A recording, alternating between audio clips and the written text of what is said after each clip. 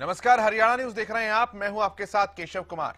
अपने मुद्दे की शुरुआत करेंगे क्योंकि कांग्रेस अब चिंतन मंथन की तरफ आगे बढ़ रही है। लेकिन एक बड़ी अपडेट, बड़ी खबर सबसे पहले आप जान लीजिए इस मुद्दे की। तो बड़ी खबर आपको बता रहे हैं, हरियाणा कांग्रेस अब चिंतन शिविर का आयोजन करने के लिए जा रही है। 1 अगस्त इसकी तारीख रखी गई है जब यह चिंतन शिविर कांग्रेस पार्टी करने जा रही है। पंचकुला के मोरनी क्षेत्र में चिंतन शिविर का आयोजन किया जाएगा, जिसमें तमाम कांग्रेस पार्टी के विधायक, पूर्व विधायक और सांसद शामिल होंगे। 2019 के चुनाव के सभी उम्मीदवार भी इस चिंतन शिविर में मौजूद रहेंगे और संगठन की मजबूती समेत तमाम मुद्दों पर यह चिंतन मंथन शिविर रखा जा रहा है। तो अपडेट आपको बताएं, 1 अगस्त को कांग्रेस का यह चिंतन शिविर होगा। पंचकुला के मोरनी क्षेत्र में यहां पर आयोजित ये किया जाएगा और संगठनात्मक तौर पर कांग्रेस पार्टी को खड़ा करने के लिए और मजबूती देने के लिए यह चिंतन शिविर बहुत महत्वपूर्ण, बहुत जरूरी माना जा रहा है।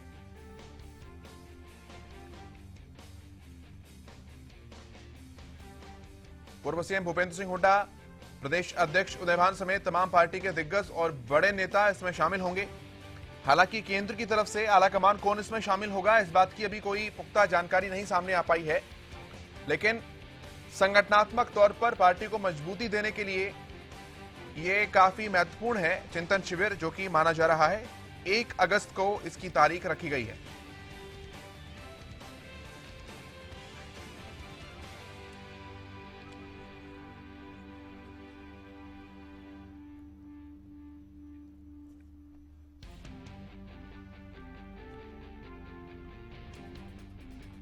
इसमें कांग्रेस पार्टी के विधायक, पूर्व विधायक और सांसद ये सभी शामिल होने के लिए जा रहे हैं और संगठनात्मक तौर पर यह चिंतन शिविर काफी महत्वपूर्ण माना जा रहा है, क्योंकि आप लगातार विपक्षी दल होने के नाते कांग्रेस पार्टी से उम्मीद जनता के मुद्दों को उठाने की होती है। लेकिन कल जिस तरह से प्रदेश में जिलेवार तरीके से कांग्रेस पार्टी ने अपना विरोध प्रदर्शन किया, सोनिया गांधी की ईडी के सामने पेशी को लेकर तमाम राजनीतिक विश्लेषकों द्वारा यह सवाल उठाया गया कि कांग्रेस पार्टी की एकजुटता जो कल दिखाई दी, आखिरकार क्या वो मेंटेन रह पाती है, निरंतर रह पाती है, दिख पाती है या फिर नहीं। और संगठनात्मक तौर पर भी पार्टी पर लगातार सवालिया निशान उठते रहे हैं, चाहे वो जिला अध्यक्ष तक की सूचियों की बात हो, संगठन को जिले ब्लॉक तक मजबूत करने की बात हो। लंबा इंतजार हो चुका है, लेकिन उसके बावजूद भी अभी तक इंतजार केवल इंतजार ही बना हुआ है। लिहाजा इन सभी सवालों के जवाब जो है हो सकता है इस चिंतन शिविर की बैठक के बाद मिल जाएं और एक संगठनात्मक तौर पर कांग्रेस का ढांचा खड़ा करने की जो गुंजाइश है वो शायद ना रहे। रवि हमारे साथ हैं फोन लाइन पर, एक बार जानकारी लेते हैं फिर मुद्दे पर आएंगे। रवि बताइए, क्या कुछ अपडेट्स हैं आपके पास इस चिंतन शिविर को लेकर? बिल्कुल केशव, देखिए हरियाणा कांग्रेस चिंतन शिविर करने जा रही है। कांग्रेस का चिंतन शिविर 1 अगस्त को होगा। पंचकुला के मोरनी क्षेत्र में कांग्रेस 1 दिवसीय चिंतन शिविर है वो करने जा रही है। कांग्रेस के विधायक, पूर्व विधायक, सांसद, पूर्व सांसद, 2019 के चुनाव लड़ रहे उम्मीदवार समेत तमाम कांग्रेस के नेता इस चिंतन शिविर में मौजूद रहने वाले हैं। चिंतन शिविर में संगठन की मजबूती समेत तमाम मुद्दों पर मंथन होगा और खासकर उस चीज पर मंथन होगा जिस चीज को लेकर कांग्रेस लगातार सुर्खियों में रही है। आपसी फूट, आपसी कलह। क्योंकि लगातार हमने देखा है 2008 से माफ कीजिएगा पिछले 8 साल से लगातार कांग्रेस की जो संगठन नहीं बन पाया, कहीं ना कहीं आपसी मतभेद, आपसी मनमुटाव के चलते उसको लेकर जो है मंथन किया जाएगा, कैसे ये आपसी मनमुटाव, आपसी मनभेद हैं वो दूर हो। कहीं ना कहीं हमने पिछले लगातार 8 साल से देखा है कि कांग्रेस संगठन नहीं बना पाई और अब कहीं ना कहीं उस संगठन बनाने की बारी है, क्योंकि कांग्रेस लगातार ये चाहती है कि आपसी जो मतभेद हैं वो खत्म हो और संगठन जो है लोगों के सामने खड़ा हो। तो कहीं ना कहीं इसी चीज को लेकर ये मंथन जो है वो इस चिंतन शिविर बैठक में किया जाएगा। 1 अगस्त को ये चिंतन शिविर मोरनी में होने जा रहा है। जी बहुत शुक्रिया आपका रवि, जानकारी साझा करने के लिए।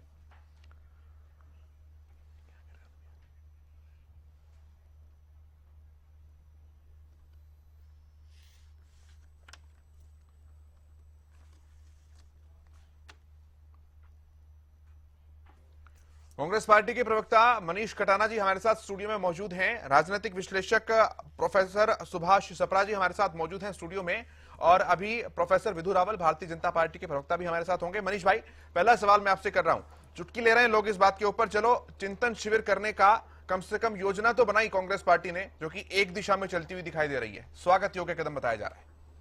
देखिए, जिस तरीके से कल पूरे देश में और पूरे हरियाणा में हर जिले स्तर पर जो भी प्रदर्शन हुआ, जिसमें यहाँ प्रदर्शन इस बात का नहीं था, प्रदर्शन महंगाई को लेकर भी था, प्रदर्शन में जो जीएसटी लगाई गई प्रदर्शन उसको लेकर भी था, और सबसे बड़ी बात ईडी और सीबीआई का दुरुपयोग। जिस तरीके से भारतीय जनता पार्टी विपक्ष होने के नाते अगर हम जनता के मुद्दों की आवाज अगर जनता के लिए लोकसभा, विधानसभा और राज्यसभा में नहीं उठाएंगे तो वो कौन उठाएगा? जो भारतीय जनता पार्टी के खिलाफ किसी भी मुद्दे पर बोलेगा उसके खिलाफ ईडी का नोटिस आएगा या सीबीआई उसकी जांच करेगी। तो इस तरीके की जो मानसिकता पिछले 8 साल में भारतीय जनता पार्टी ने अपनाई है, ये गैर लोकतांत्रिक है। इसको बिल्कुल भी बर्दाश्त नहीं किया जा सकता। आपके खिलाफ अगर कोई, आप जिस तरीके से इन्होंने लोकसभा में एक नया कानून पारित करके बहुत सारे शब्द जिसमें आप ये नहीं बोल सकते, वो नहीं बोल सकते, जब आदमी वहां पर बोल ही नहीं सकता, उन शब्दों का अगर कोई आदमी गलत है और उसको गलत नहीं कह सकता, तो लोकसभा में जाने का फायदा क्या है? मतलब सिर्फ अगर आप ये चाहते हो कि विपक्ष मूक दर्शक बन के, इन मुद्दों पर बहस हो चुकी है और ये हर साल लोकसभा सचिवालय के द्वारा जारी किए जाते हैं शब्द। मैं कांग्रेस के संगठनात्मक मजबूती को लेकर सवाल पूछ रहा हूं, जो ये चिंतन शिविर आप लोग करने जा रहे हैं। जो चिंतन शिविर हम करने जा रहे हैं 1 अगस्त को पंचकुला में होगा। आदरणीय नेता विपक्ष चौधरी भूपेंद्र सिंह हुड्डा जी, हमारे कांग्रेस के प्रदेश अध्यक्ष उदय भान जी, उनके नेतृत्व में होगा, और पूर्व विधायक, वर्तमान में विधायक, पूर्व सांसद और जितने भी वरिष्ठ हमारे जो भी पार्टी के हैं वो सभी उसमें चिंतन और आत्ममंथन करेंगे। किस तरीके से 2024 का इलेक्शन जो हमारे सामने है, जिस तरीके से हम 2019 में मात्र कुछ वोटों से अब इलेक्शन जो हार गए, सत्ता से हम थोड़ा सा दूर हो गए, तो वो सारी चीजें मंथन करने के लिए और कहां पर कौन व्यक्ति हमारा मजबूत है, किसको हमने पार्टी की टिकट देके लड़ाना है, वो सभी चिंतन मंथन अभी से शुरू हो जाएगा और बहुत जल्दी। और जो मेरे भाई संगठन की जो बात कर रहे हैं, तो संगठन की पहली लिस्ट जारी हो चुकी है। उसमें 18 हमारे सीनियर आदमी और 16 हमारे जो जूनियर हैं जितने भी, उनको भी वहां पर सबको जगह दी गई है। के बाद जिला अध्यक्ष निचली इकाई तक की सारी सूचियां आ जाएंगी संगठन को खड़ा करने के लिए, ऐसा मान लें लोग। बिल्कुल, पहली लिस्ट आ चुकी है, दूसरी लिस्ट ब्लॉक अध्यक्षों की आने वाली है, वो 2-4-5 दिन में आपके सामने आ जाएगी। उसके बाद तीसरी जो हमारी लिस्ट आएगी वो जिला अध्यक्षों की आएगी। ठीक, तो बहुत जल्दी हम संगठन का विस्तार भी कर देंगे और आपके सामने प्रस्तुत भी कर देंगे। और हमारा इस बार जो संगठन बनेगा वो आपको सड़कों पर नजर आएगा, बिल्कुल एकता के साथ एकत्रित होकर नजर आएगा। आप देख रहे हैं किस तरीके से भारतीय जनता पार्टी ने महंगाई की मार, जो जीएसटी आज दूध पे, पनीर पे, मतलब खाने पीने की चीजों पे भी, किराएदारों पे भी जीएसटी लगाने को जा रहे हैं। जो आदमी के पास खुद का मकान नहीं है और उससे जीएसटी लेने की, आप उसकी तनख्वाह तो नहीं बढ़ा रहे, लेकिन जीएसटी जरूर लगा रहे हैं। रावल साहब से जवाब लेता हूं। रावल साहब, अब फिर मौका बचेगा नहीं आप लोगों के पास ये कहने का कि जिस पार्टी के पास अपने जिला अध्यक्ष भी नहीं है, संगठन नहीं है, वो हमारा क्या मुकाबला करेगी? देखिए, कांग्रेस पार्टी चिंतन शिविर लगा रही है। चिंतन एक अच्छी एक्सरसाइज होती है, चिंता करनी ही चाहिए कांग्रेस पार्टी को, और एक अच्छा स्टेप है कांग्रेस पार्टी का। उन्हें चिंता करनी चाहिए कि जनता उनसे मुंह क्यों मोड़ गई।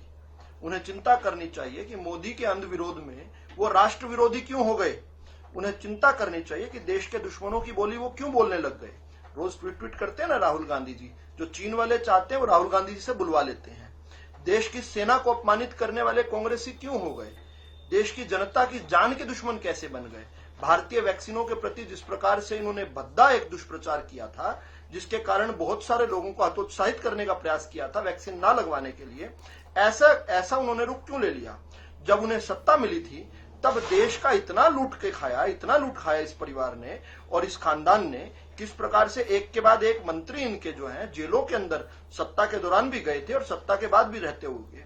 आज इनको जरूर चिंतन करने की जरूरत है कि आज जब भ्रष्टाचार के आरोपों की जांच हो रही है, एक महारानी की जांच हो रही है, तो ये सड़कों पर किस प्रकार से जो नागिन डांस कर रहे हैं, तांडव मचाए हुए हैं, उद्यम मचाए हुए हैं, ऐसा आचरण क्यों कर लिया इन्होंने। क्या जनता के मूड से इतने खिलाफ क्यों हो गए, इसका चिंतन मंथन करना चाहिए। मैं इनको शुभकामनाएं देता हूं। This is a step in right direction. इन्हें चिंतन करना चाहिए, इन्हें अपना आचरण बदलना चाहिए, इन्हें नकारात्मकता छोड़कर सकारात्मकता की तरफ बढ़ना चाहिए।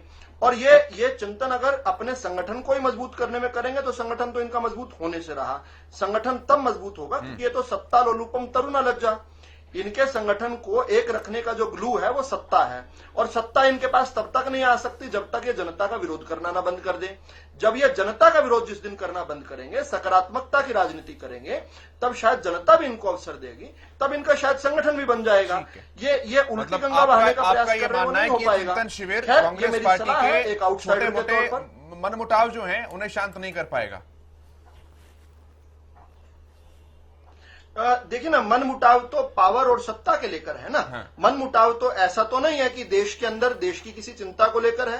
मन मुटाव तो अपनी सत्ता कैसे मिले उसके लिए है ना। ठीक है। अभी अभी मेरे भाई मनीष जी ने भी यही बताया कि हम सत्ता से दूर रह गए, इसके लिए चिंतन करेंगे, लेकिन सत्ता तब तक नहीं मिलेगी जब तक जनता वोट नहीं करेगी। ठीक है। जनता वोट तब तक नहीं करेगी जब तक जनता नफरत ठीक करती है। रहेगी मैं आपसे। एक जनता सुभाष जी के का तो दिल कमेंट से लेता उतर हूं, चुके फिर हैं जवाब आप। लूंगा मनीष अब जी इस प्रकार से चिंतन तो यह करना चाहिए कि जनता, केशव जी, इन्हें चिंतन इस बात का करना चाहिए कि जनता के दिल से क्यों उतर गए। ऐसी हरकतें बंद करें, अच्छी सकारात्मक राजनीति करें। हम भी विपक्ष में रहे, दशकों तक रहे हैं, हमने सकारात्मक विपक्ष की भूमिका निभाई। हर प्रकार से हम जैसे ये विघ्न संतोषी बन जाते हैं देश के हर समस्या के ऊपर, इस प्रकार ये जो है अपना ढोल और नगाड़े लेकर आ जाते मैं हैं। जवाब लूंगा आपके सवालों का। इस पर अगर इन्हें अपने आचरण पर विचार करेंगे तो निश्चित तौर पर जनता जो है इनकी बात मैं जवाब सुनने लूंगा आपके लगेगी। सवालों अभी का, नहीं लेकिन सुन रही सुभाष जी फिलहाल। से मैं पहली रिएक्शन ले रहा हूं इस बात के ऊपर। चिंतन शिविर कांग्रेस पार्टी करने जा रही है। कल बहस इस दिशा में थी कि कांग्रेस एक नजर आई और अब इस मौके का फायदा आपदा को अवसर में बदलना कांग्रेस पार्टी करने जा रही है उस दिशा में। सुभाष जी, कांग्रेस देखो हमारे देश की 125 साल से भी ज्यादा पुरानी पार्टी है, बड़ी पार्टी है जिसने दशकों से राज किया है हमारे इंडिया पर। और आज मतलब जिस हालात में हमारे इंडिया में या भी हमारे हरियाणा में भी मतलब जिस दौर से गुजर रही है वो मतलब काफ़ी जो है ना चिंताजनक तो है ही है। और इसी विषय पे बड़ी अच्छी बात है, कांग्रेस जो है ना चिंतन शिविर करने जा रही है। और वैसे तो बीजेपी अपने जो पार्टी पहले मोदी साहब ने भी राजस्थान में किया, जयपुर में पूरा राष्ट्रीय स्तर का, इंडिया अपने कांग्रेस ने भी किया उदयपुर में, अभी सूरजकुंड में भी पूरा मेला लगा 3 दिन का, बीजेपी पार्टी ने चिंतन शिविर लगाया वहाँ पे।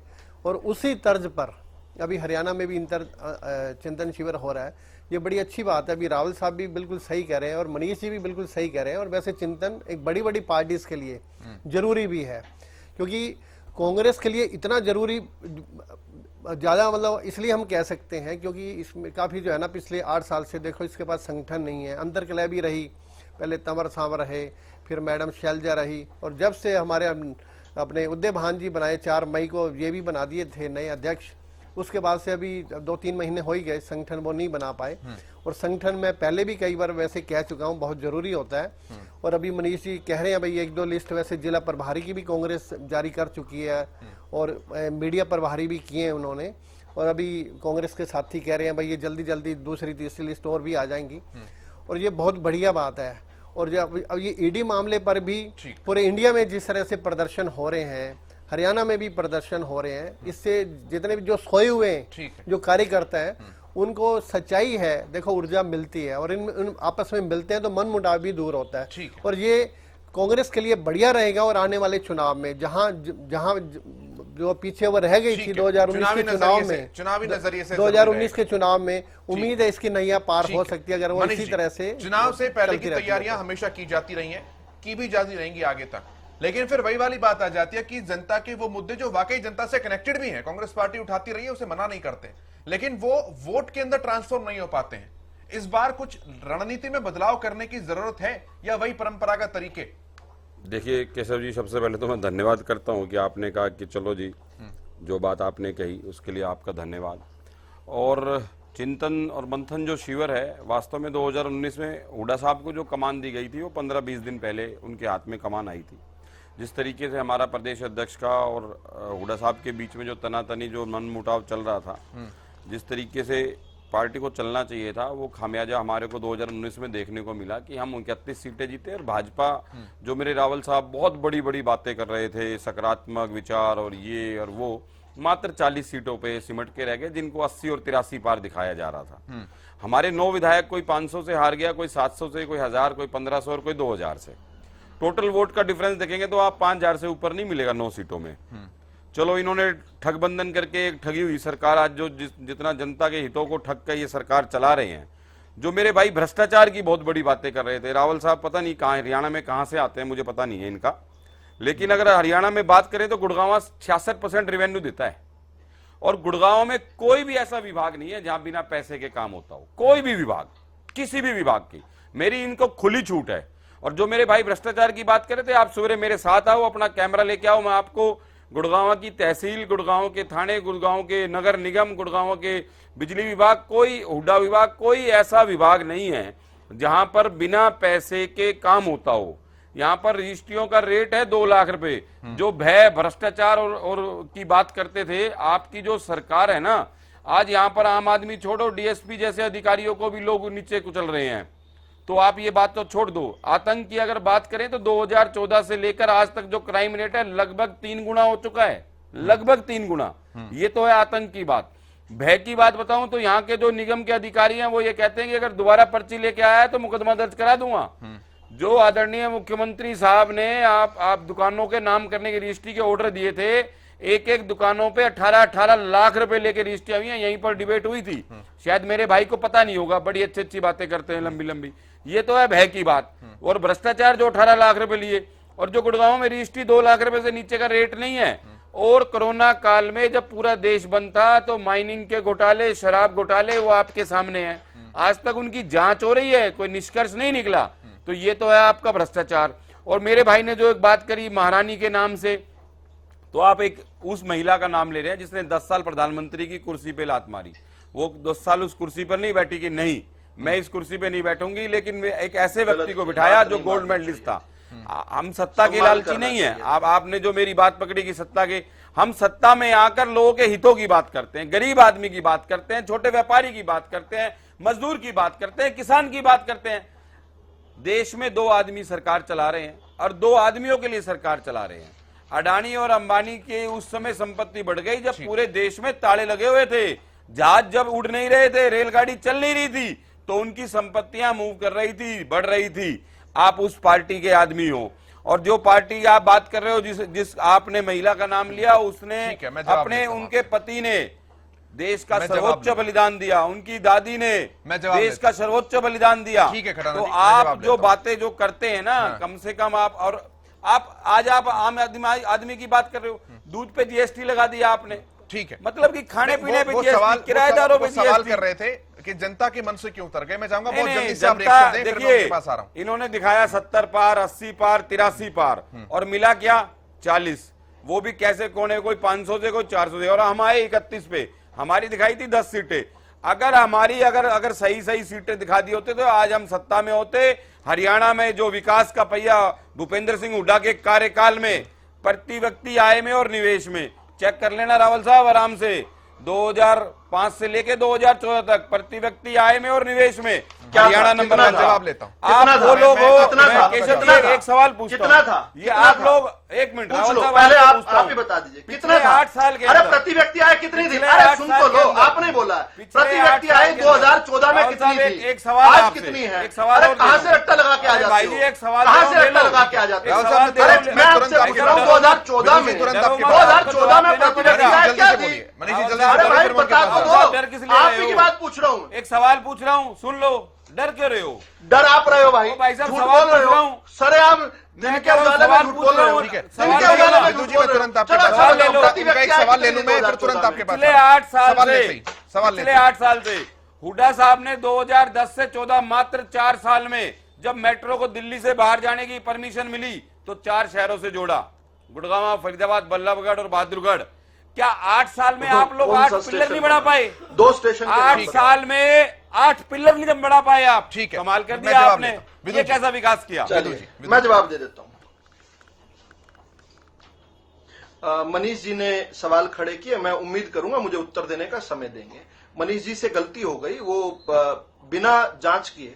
हेलो, हाँ, सुन रहे हैं। सारी गलतियां हमारे से हुई थी। फोन लाइन डिस्कनेक्ट हो गई है, फोन लाइन डिस्कनेक्ट हो गई। मैं कराता हूं कनेक्ट, आप तब तक रखिए अपनी बात विदु जी। फोन लाइन डिस्कनेक्ट हो गई है, कृपया। मैं करा रहा हूं, मैं दुरुस्त करा रहा हूं। सबरा साहब, मैं आपके पास आता हूं, तब तक आप अपनी बात रखिए, फिर मैं विदु जी के पास आऊंगा तुरंत। इस टाइम जो है प्रदर्शन कर रही है। अब पहले का जो प्रदर्शन थे और आज प्रदर्शन, उसमें अंतर है। पहले सभी शहरों में चाहे वो जनहित के मुद्दे थे, जब भी वो इकट्ठे होते थे तो बिल्कुल वो जो है ना आपस में धड़ों में बटे हुए थे।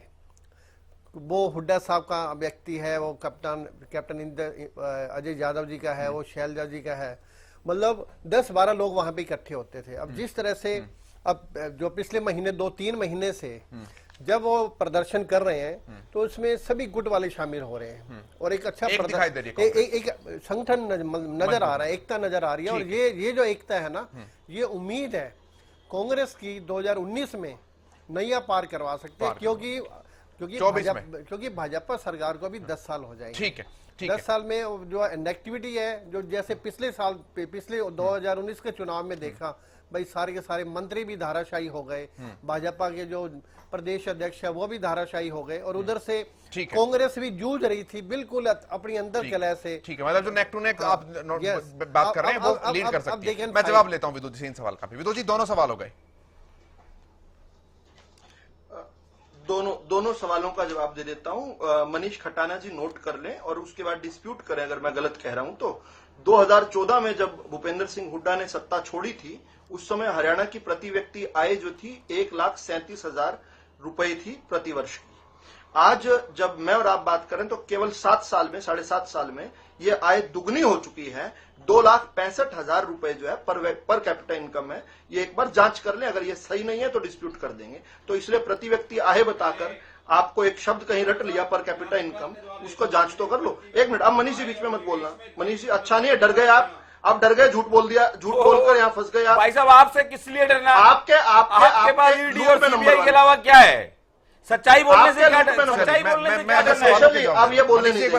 केशव जी, मेरे साथ देश की जनता है, देश की जनता हमारे साथ है, आपके साथ। मैं मनीष भाई दोबारा मौका दूंगा आपको, एक बार उनके सवाल की महारानी। मतलब अगर आप सत्ता में, अब आप जनता का चाहे खून चूस लें, उसके बाद चाहे जीएसटी बढ़ा दें, नहीं, जनता ने सत्ता दिया है। मैं जवाब इटली से सत्ता नहीं आई, जनता ने आपको वोट दिया है तो आप जो मर्जी करेंगे। सवालों के जवाब प्यार समय बहुत कम है, फिर आपको नहीं देती है, आपको नहीं देती है। विदुत जी रखिए, आपका खाता नहीं खोलने देती। विदुत जी बोलिए।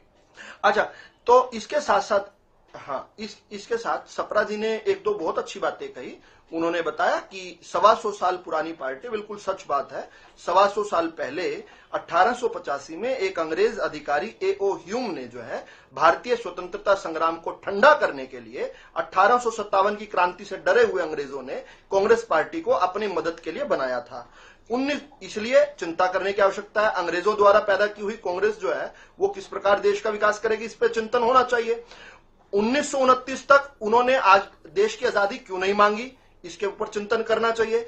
1947 में सत्ता पाने के लिए देश का विभाजन क्यों किया, इसके लिए भी चिंतन करना चाहिए। 1962 में चीन के हाथों भारत की 32,500 किलोमीटर वर्ग भूमि जो है क्यों गवा दी, अब सेना के ऊपर भरोसा क्यों नहीं किया, सेना को क्यों नहीं उन्होंने पनपने दिया, इस पर नेहरू जी और उनके खानदान पूरे को चिंतन करना चाहिए। 1975 में देश के लोकतंत्र पर कलंक लगाने वाली इमरजेंसी नहीं, नेक टू नेक पर आऊंगा मैं। सिर्फ मुझे खत्म करने दीजिए, एक पॉइंट और रह गया।